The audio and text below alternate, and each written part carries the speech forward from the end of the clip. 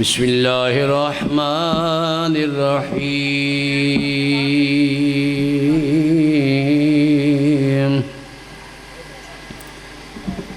یا ایھا الذین آمنوا استعینوا بالصبر والصلاۃ ان اللہ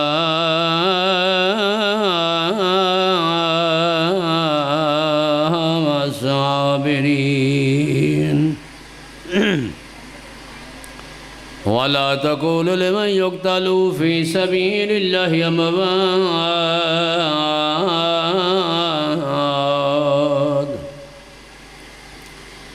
بل أحياء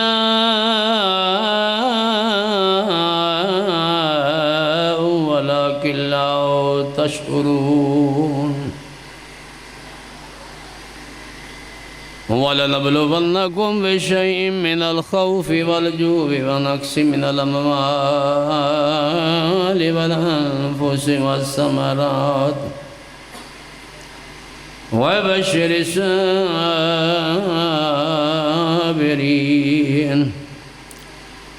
الَّذِينَ إِذَا أَصَابَتْهُم مُّصِيبَةٌ قالوا إنا لله وإنا إليه راجعون أولئك عليهم صلوات من ربهم ورحمة وأولئك هم المهتدون صدق الله العلي العظيم صلوات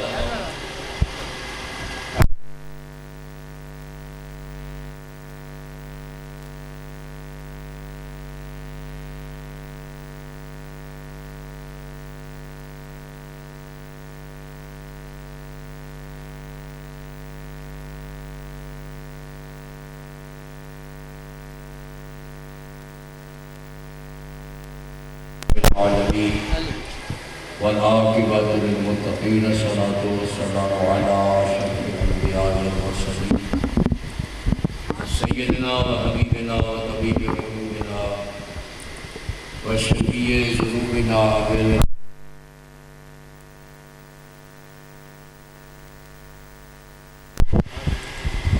وعترته الطيبين الطاهرين المعصومين الذين أذهب الله عنهم الرجس وطهرهم تطهيرا اللهم صل على محمد.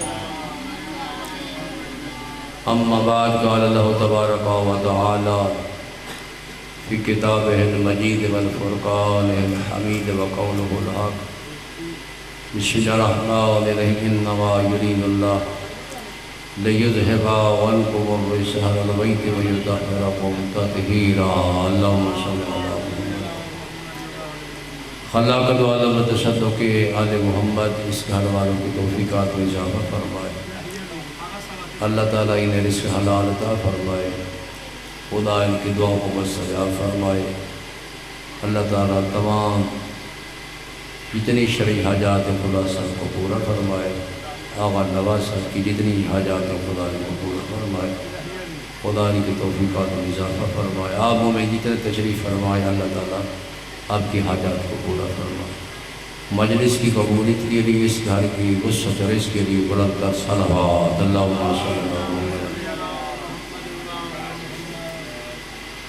ملکہ تطہیر مسند عصمت پر اپنے گھر میں تشریف فرما تھی کہ کائنات کے سلطان رسول یا یوں کہوں کہ برج رسالت کے نیر اعظم آسمان نبوت کے آفتاب معظم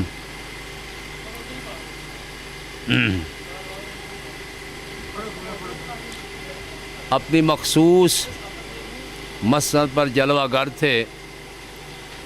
ذہن رسالت میں یہ بات آئی کہ آج جا کر در دولت زہرا پر خراج عقیدت پیش کرتا ہوں. رسول نے کرسی رسالت کو چھوڑا، دروازہ تطہیر کا رخ کیا. ادھر سے ملکہ تطہیر کے مشام اطہر میں بابا کی رسالت کی خوشبو نے مہکنا شروع کر دیا. رسول خدا چلے دروازے تطہیر پر پہنچے، نبوت دروازے کے باہر پہنچی، عصمت دروازے کے اندر پہنچی۔ اللہ اکبر، اللہ یا رسول اللہ، یا رسول یا علی، یا علی، یا علی، اللہ صلی۔ پیغمبر نے کرسی رسالت کو چھوڑا، دروازہ تطہیر کا رخ کیا، نبوت دروازے کے باہر پہنچی، عصمت دروازے کے اندر پہنچی۔ ملکہ تطہیر نے دروازے کو گشادہ کیا، بس دروازے کا کھلنا تھا کہ نبی پاک نے چادر تطہیر پر جھک کر بوسہ لیا۔ بی بی عرض کرتی بسم اللہ، میرے بابا تشریف لائے، اللہ کے رسول تشریف لائے، یہاں تشریف رکھیں۔ رسول خدا فرماتے ہیں بیٹا زہرا آج میں بیٹھنے نہیں آیا ہوں، میرے جسم میں نکاحت ہے۔ توجہ ہے میرے محترم، یہ حدیث کی ساقے ظاہری الفاظ ہیں کہ میرے جسم میں کمزوری ہے، ضعف ہے۔ اور ایک بات کو یاد رکھیں مومنین، سرکار مصطفیٰ قرآن کے مطالب، سرکار مصطفیٰ قرآن کے طالب نہیں بلکہ قرآن میرے مصطفیٰ کا طالب ہے، کیونکہ جس جگہ سرکار مصطفیٰ کا قرآن وہیں گیا۔ جناب محمد مصطفیٰ سفر میں تو قرآن سفر میں، وہ حضر میں تو قرآن حضر میں، وہ گھر میں تو قرآن گھر میں، وہ مکہ میں تو قرآن مکہ میں۔ جس طرف رخ محمد اسی طرف قرآن۔ قرآن کے مزاج شناس نبی قرآن کی ہر آیت کو سمجھتے تھے، قرآن کی ہر آیت کے نزول کو سمجھتے تھے۔ آج آیت تطہیر آنے والی ہے، نبی پاک نے اس آیت کا موضوع تلاش کیا اور کہتے ہیں کہ جب آیت تطہیر نازل ہو تو مجھے رسول کو کس رنگ میں ہونا چاہیے۔ نبی پاک حجرہ جناب سیدہ میں پہنچے، بی بی پاک کا سلام دیا۔ وہاں کیا دیکھتے ہیں کہ وہاں پہلے جناب ام سلمہ صلوات اللہ علیہا پاک حرم رسول خدا کا تشریف فرمائے۔ نبی پاک نے دل میں خیال کیا کہ اس چادر میں تو صرف وہی آئے گا جسے میں مصطفیٰ بلاؤں گا، اس میں صرف اہل بیت مصطفیٰ آئے گی۔ نبی پاک فرماتے ہیں اور جناب ام سلمہ کو، حسنین کے پالنے والی کو، میں گھر سے نکالنا نہیں چاہتا، کیونکہ جسے محمد گھر سے نکال دے اس کو اللہ بھی گھر سے نکال دیتا ہے، وہ دین سے بھی نکل جاتا ہے، اللہ کی کائنات سے بھی نکل جاتا ہے۔ میں جناب ام سلمہ کے کردار پر شک کروانا نہیں چاہتا اور گھر سے باہر جانا نہیں چاہتا۔ میرے مصطفیٰ کو ترکیب سوجی۔ موکر صاحب نبی پاک نے کیا کیا؟ فرماتے بیٹا زہرا اپنی چادر دینا، میں تطہیر کا ایک نیا کیمپ لگا دوں۔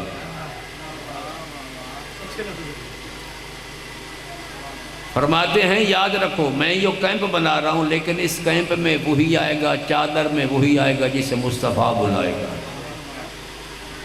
جناب سیدہ کی چادر بن گئی تطہیر کا کیمپ، اور صدر مجلس جناب مصطفیٰ اس میں موجود۔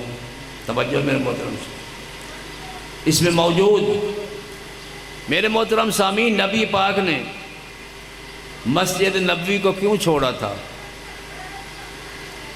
کیونکہ موضوع یہ تھا کہ اے اس گھر والوں، میں نے تمہیں پاک رکھا جیسے پاک رکھنے کا حق ہے،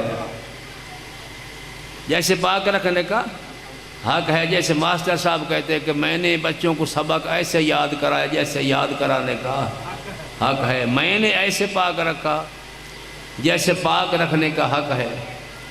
نبی پاک نے فرمایا وہ گھر کون سا ہے جس میں سارے کے سارے طاہر ہوں، جس میں سارے کے سارے مطہر ہوں، بلکہ ایسے طاہر ہوں ان کے ساتھ نجس بھی لگ جائے تو پاک ہو جاتا ہے۔ نبی پاک نے مسجد کو چھوڑا، کیوں تھا؟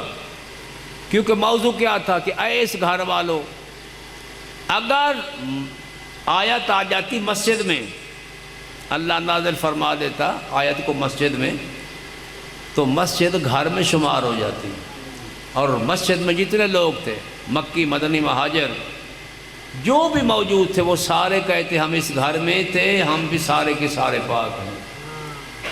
اس لیے رسول خدا نے دروازہ تطہیر کا رخ کیا۔ اب نبی پاک نے چادر تطہیر کا کیمپ بنایا، اور جنہوں نے اس چادر میں آنا تھا انہیں اللہ نے بغیر جناب جبریل کی دعوت دے دی۔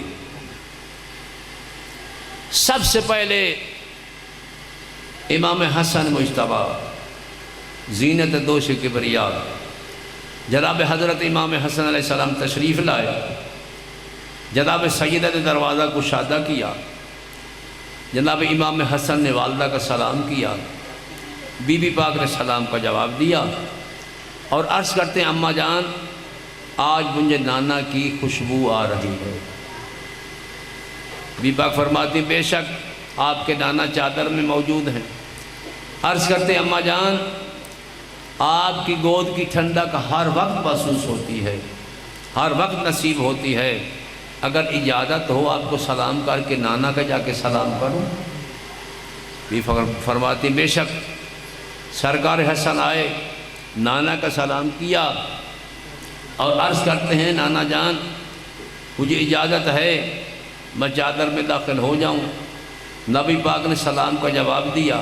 اجازت ملنے پہ سرکار حسن چادر کے نیچے اتنے میں اس خاندان کے تیسرے فرد سرکار امام حسین علیہ السلام شہید کربلا والی نینوا ہم سب کا سہارا سرکار حسین تشریف لائے۔ جناب سیدہ نے دروازہ کو کھولا، جناب امام حسین علیہ السلام جب داخل ہوئے اپنے گھر میں تو عرض کرتے ہیں اماں جان میرا پر سلام، میں نانا کی خوشبو سونگھ رہا ہوں۔ بی پاک فرماتی ہیں آپ کے نانا جان چادر کی نیچے موجود ہیں۔ عرض کرتے ہیں اماں جان آپ کی گود کی ٹھنڈک ہر وقت نصیب ہوتی ہے، اگر اجازت ہو تو جا کے نانا کا سلام کروں؟ سرکار حسین چادر کے قریب گئے، نانا کا سلام کیا، عرض کرتے ہیں نانا جان اجازت ہے؟ سرکار فرماتے ہیں اجازت ہے۔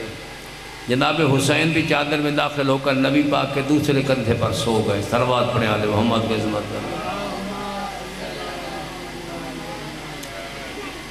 اس کے بعد امام اول مولا کائنات امیر المؤمنین امام المتقین یاسف الدین حلال مشکلات نفس رسول زوج بطول عین اللہ لسان اللہ وجہ اللہ شیر خدا صاحب ذوالافکار خطیب منبر سلونی مظہر العجائب والغرائب برادر محمد مصطفیٰ قسیم النار والجنہ ناصر دین اللہ سرکار علی ابن ابی طالب تشریف لائے۔ بی بی پاک جناب حضرت سیدہ نے دروازہ کھولا، عرض کرتی ہیں مسند ولایت حاضر ہے، تشریف رکھیں۔ سرکار علیہ السلام فرماتے ہیں بنت رسول آج بیٹھنا نہیں، آج ہمارا کچھ اور خیال ہے۔ توجہ ہے میرے محترم۔ اب مومنین پہلے کتنے تھے؟ پہلے 3 جناب علی علیہ السلام آئے، کتنے ہو گئے؟ 4 مرد، یعنی 4 مرد، 1 شمس نبوت، 3 شموس امامت، نیچے بطول کا بستر اوپر بطول کی چادر، درمیان میں نبوت اور امامت، 1 شمس نبوت 2 شموس امامت۔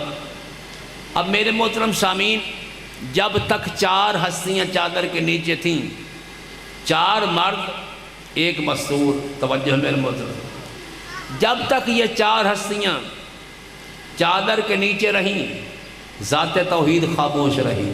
توجہ ہے محترم، اللہ نے کوئی کلام نہیں کیا، بس اس چوتھی مستور کے آنے کی دیر تھی۔ یہ کوئی عام مستور نہیں، مزاج شناس نبوت بھی ہیں، مزاج شناس امامت بھی ہیں۔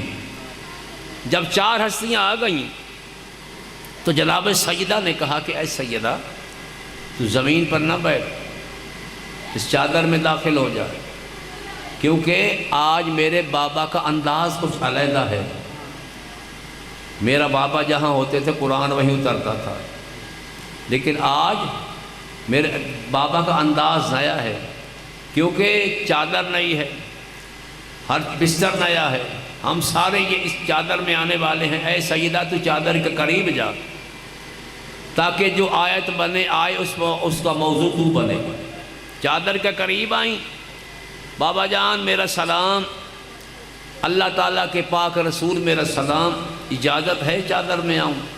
اب نبی پاک فرماتے بیٹا زہرا مجھے ایک بات کا جواب دو، یہ بتاؤ کہ میں بابا کس کا، علی شوہر کس کا، حسن حسین بیٹے کس کے، یہ گھر کس کا، یہ صحن کس کا، یہ چادر کس کی؟ جب سب سارا ہے ہی تیرا تو اجازت لینے کی ضرورت کیا ہے؟ بی بی پاک یوں ہی آئیں چادر میں، جو اللہ پہلے کلام نہیں کر رہا تھا، اب اللہ بول پڑا، خدا کی ذات کی آواز آئی، یا ملائکاتی و یا سکان سماواتی۔ پہلی بات ہوئی اللہ نے جناب حضرت جبریل اور جناب میکیل کے وسیلے کے بغیر تمام مخلوق کو اکٹھا کیا، فرمایا اے میرے عرش میں بسنے والو، اے میرے ملائکہ، سارے مسلح عبادت چھوڑ دو، اسے لپیٹ دو، میرے عرش کے سامنے جمع ہو جاؤ، میں آج ایک تقریر کرنا چاہتا ہوں جس کا موضوع ہے بندل پاک۔ تمام فرشتوں نے عبادت کو چھوڑ دیا، اللہ کے فرمان کے مطابق خدا کے عرش کے سامنے جمع ہو گئے۔ اب اللہ نے فرمایا کہ میں نے ایک تقریر کرنی ہے، اس کا موضوع تم نے یاد رکھنا ہے۔ اللہ نے کیا فرمایا؟ یا ملائکتی و یا سکان السماوات انی ما خلقت السماء مبنیہ ولا ارض مدحیۃ ولا قمرا منیرا۔ دیکھیں مومنین، پہلی بات تو یہ ہے، ایک صلوات پڑھیں آل محمد کے عظمت پہ اللہ سے۔ بھائی سخی حسین، جتنا لہجہ بلند ہوگا تقریر اتنی طاقتور ہوگی، اسی طرح ہے نا۔ اور ہمارے جیسا بندہ ہوگا اور جتنی زبان اونچی ہوگی، جتنی شخصیت اونچی ہوگی، اثر اتنا زیادہ ہوگا۔ اگر ہم جیسا کوئی بندہ مسکین کوئی بات کرتا بھی رہے، اگر سچ بھی ہو کوئی توجہ نہیں دیتا، لیکن اگر کوئی امیر بندہ یا شخصیت کوئی ایسی تقریر کرے، بے شک وہ جھوٹ کیوں نہ بول رہا ہو، کہیں گے یا واہ چوری صاحب کے منہ سے پھول برس رہے، توجہ میں محترم۔ اب اللہ ذاکر ہے آل محمد کا، مجمع وہ ہے جس سے اچھا کوئی مجمع ہو نہیں سکتا، اور جس مقام پہ خدا کلام کر رہا ہے اس سے اونچا کوئی مقام نہیں۔ اللہ نے کیا فرمایا؟ یا ملائکۃ و یا سکان السماوات۔ اللہ فرماتا میں نے ساری قسمیں اٹھائی ہیں، سورج کی قسم اٹھائی، زمین کی قسم اٹھائی، ہر شے کی قسم اٹھائی، یہ دو میں نے آج تک قسمیں نہیں اٹھائی، نہ اپنی عزت کی قسم اٹھائی ہے، نہ جلال کی قسم اٹھائی ہے۔ کیا بات ہے؟ میں خود قسم ہو کے قسم اٹھا رہا ہوں، مجھے قسم ہے اپنی عزت اور جلال کی۔ فرمایا سن لو، زمین ہے تو ان کی محبت میں، آسمان ان کی محبت میں، سورج ان کی محبت میں، چاند ان کی محبت میں، سورج دریا کشتیاں ان کے محبت میں جو چادر کے نیچے موجود ہیں۔ اب اللہ نے تو تعارف کروا دیا، حضرت جبریل عرض کرتے خالق جن کا یہ مقام ہے، جن کی محبت میں تو نے کائنات کو بنا، یہ کون ہے؟ آئیے جناب جبریل سے سوال نہ کریں، جبریل وہی تو سرکار مصطفیٰ ہیں جن کے پاس وحی لے کے جاتا ہے، وہی جناب علی ہیں جن کی شاگردی پہ آپ کو ناز ہے، وہی جناب سیدہ ہیں جن کی چکیاں چلاتا ہے، وہی حسنین شریفین ہیں جن کے جھولے جھلاتا ہے، عرش کی سیریں کراتا ہے۔ آج پوچھ رہے ہو کہ چادر کے نیچے کون موجود ہیں؟ تو جناب حضرت جبریل فرماتے ہیں جب یہ ہستیاں علیحدہ علیحدہ ہوں میں پہچان لیتا ہوں، یہ مرتضیٰ ہے، یہ مصطفیٰ ہے، یہ فاطمہ ہے، یہ حسن حسین ہے۔ آج پانچ کا نور اکٹھا ہو گیا ہے، میں پہچان نہیں رہا کہ مصطفیٰ کون سا ہے، مرتضیٰ کون سا ہے۔ اور دوسری بات کیوں پوچھا تھا جناب جبریل نے؟ یا رب ومن تحت الکساء، خالق یہ کون ہے؟ جیسے اللہ نے جناب موسیٰ علیہ السلام سے پوچھا تھا موسیٰ تیرے ہاتھ میں کیا ہے؟ تو جناب حضرت موسیٰ کو کہنا چاہیے تھا کہ میرے ہاتھ میں عصا ہے، ڈنڈا ہے، لیکن ساتھ فضائل بھی شروع کر دیے۔ فرمایا اس کے ساتھ میں بکری کے لیے پتے تلاش کرتا ہوں، رستے بناتا ہوں۔ توجہ من محترم، جناب جبریل کے علم میں تھا، جب میں پوچھوں گا خالق یہ چادر کے نیچے کون موجود ہے، اللہ پائنتن کے خود فضائل بیان کرنے شروع کر دے گا۔ خالق یہ کون ہے؟ اللہ نے فرمایا ہم فاطمۃ و ابوہا و بال و بنوہا، فاطمہ ان کے باپ ہیں، ان کے شوہر ہیں، ان کے دونوں فرزند ہیں۔ خالق جب چادر کے نیچے کل موجود ہیں، سرکار مصطفیٰ ہیں کل، جناب سیدہ ان کا جز، میرا اللہ تو نے مرکز تعارف جناب سیدہ کیوں کو بنایا؟ میرا اللہ تعارف ہوتا ہے مرد کے ذریعے سے، توجہ میرے محترم، تو عورت کو ایک مصور کو تعارف کیوں کروا رہا ہے، مرکز تعارف کیوں کروا رہا ہے؟ اللہ نے فرمایا کہ تمہیں پتہ ہی نہیں ہے میرے بعد، اللہ فرماتا ہے میرے مصطفیٰ کے بعد ہزارہ لوگ دعوے کریں گے کہ ہم بھی اہل بیت مصطفیٰ میں ہیں، توجہ میرے محترم، جو بھی اہل بیت مصطفیٰ کا دعویٰ کرے بھائی واحد اس سے پوچھ لینا کہ تمہارا جناب سیدہ کے ساتھ رشتہ کیا ہے؟ تم فاطمہ ہو، تم ابوہا، فاطمہ کے باپ ہیں، ان کے شوہر، ان کے دونوں فرزند ہیں۔ جب اللہ نے یہ تعارف کروایا تو حضرت جبریل عرض کرتے ہیں خالق مجھے اجازت ہے زمین پر جاؤں؟ جناب جبریل آئے، اللہ کا رسول کا سلام کیا، اجازت مانگی، چادر میں داخل ہوئے اور عرض کرتے ہیں اللہ تعالیٰ نے آپ کی طرح وحی فرمائی ہے انما یرید اللہ لیذہب عنکم الرجس اہل البیت ویطہرکم تطہیرا، اللہم صلی اللہ علیہ وسلم۔ نبی پاک سے عرض کرتے ہیں مولا کائنات یا رسول اللہ یہ جو ہم اکٹھے ہوئے اللہ کے نزدیک اس کی فضائل، اس کی عظمتیں کیا ہیں؟ نبی پاک نے قسم اٹھائی، فرمایا یا علی مجھے اس ذات کی قسم جس سے مجھے حق کا نبی بنایا، اپنے رسالت کے لیے چن لیا۔ جب یہ ہماری حدیث یا ہمارا ذکر زمین کے محافل میں سے جس میں کیا جائے جس میں ہمارے چاہنے والے شیعہ موجود ہوں، آؤ بھی ایک صلوات پڑھے آل محمد کی عظمت پہ، اللہم صلی اللہ علیہ وسلم، آؤ سیدزادِ قیامت پہ صلوات، اللہم صلی اللہ علیہ وسلم، جس میں ہمارے چاہنے والے شیعہ موجود ہوں تو اللہ کی رحمتوں کا وہاں نزول ہو جاتا ہے، فرشتے وہاں تشریف لے آتے ہیں اور اس وقت تک واپس نہیں چلے جاتے جب تک مومنین وہاں سے اٹھ کے چلے نہیں جاتے۔ تو حضرت علی عرض کرتے پھر تو ہم کامیاب ہیں، ہمارے چاہنے والے شیعہ بھی کامیاب ہیں۔ دوسری بات جس طرح اہل بیت کا ذکر ہوتا ہے اس میں جس کی کوئی حاجتیں ہوں گی اللہ تعالیٰ ذکر کے صدقے میں حاجات کو پورا فرما دیتا ہے۔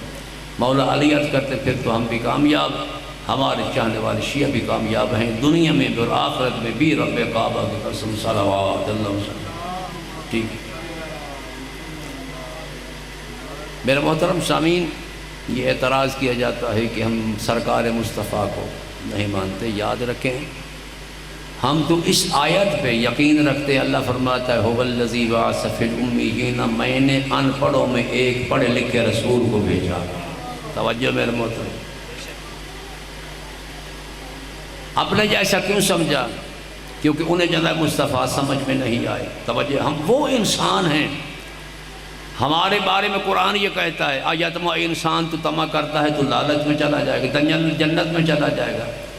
میرے محترم سامعین، اللہ فرماتا ہے کلّا کبھی نہیں جا سکتا، سورہ معارج جا کے پڑھ لینا 29واں پارہ، کلّا کبھی نہیں جا سکتا۔ میرے اللہ کیوں نہیں جا سکتا؟ اللہ فرماتا ہے اِنَّا خَلَقْنَاهُمْ يَعْلَمُونَ، جس شے سے میں نے تمہیں خلق کیا تم اس کو جانتے ہو۔ توجہ میرے محترم، اب ہر اس انسان کوئی بھی ہو اس بات سے انکار نہیں کر سکتا کہ ہم ملے جوئے پانی سے اللہ نے ہمیں خلق کیا ہے۔ علامہ صاحب بعد میں بنا، مفتی بعد میں، مفکر بعد میں، سائنسدان بعد میں، لیکن جس شے سے ہم خلق ہوئے ہیں اللہ فرماتا ہے تم اس نجس چیز سے خالق ہوئے، میری جنت ہے پاک۔ توجہ محترم، تم جنت میں نہیں جا سکتے، بھائی جانا تو ہے نا جنت میں، تم جنت میں نہیں جا سکتے۔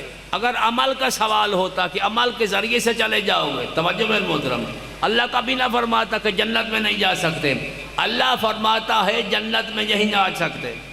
میرا اللہ کیوں نہیں جا سکتے؟ فرمایا تم نجس، اور مولا کائنات فرماتے ہیں کہ اے انسان تمہاری ابتدا مردار، تمہاری انتہا مردار۔ توجہ میں، تمہاری ابتدا نجاست، انتہا مردار پر تمہاری حالتیں یہ ہیں کہ تمہارا غسل سے پہلے کوئی جسم کو چھو جائے تو اس کے اوپر غسل واجب ہو جاتا ہے، مس میت۔ فرمایا کہ تم جنت میں نہیں جا سکتے، تمہاری ابتدا نجاست، انتہا نجاست۔ اب مومن کیا کریں؟ جنت میں جانا تو ہے، نمازیں کیوں پڑھتے ہو، مجالس کیوں کرواتے ہو؟ میرے محترم سامعین کہتے ہیں ہم حافظ قرآن ہیں، لیکن یاد رکھو جہاں اللہ نے سوال کیا وہیں پہ اللہ نے جواب بھی دیا۔ فرمائے فلا اقسمو، اے رسول اے محمد تیرے رب کی قسم، اللہ فرماتا ان میں ایسی پاک اور طیب و طاہر ہستیاں لاؤں گا، اگر ان کا دامن پکڑے آگے پھر جنت ہی تمہاری ہے۔ اگر ان کے ساتھ تمسک رکھیں گے، بس آخری بات، جنت ہی ان کی ہے۔ میرے محترم سامعین، دنیا کے سر پہ قرآن رکھو، کوئی تمہارے پاس ایسا پاک و طیب و طاہر ہے کہ جس کا دامن پکڑ کے تم جنت میں چلے جاؤ؟ ممبر رسول کی قسم کھا کے کہہ رہا ہوں، کسی کے پاس ایک ہی نہیں، ہمارے پاس 14 راہبر ہیں۔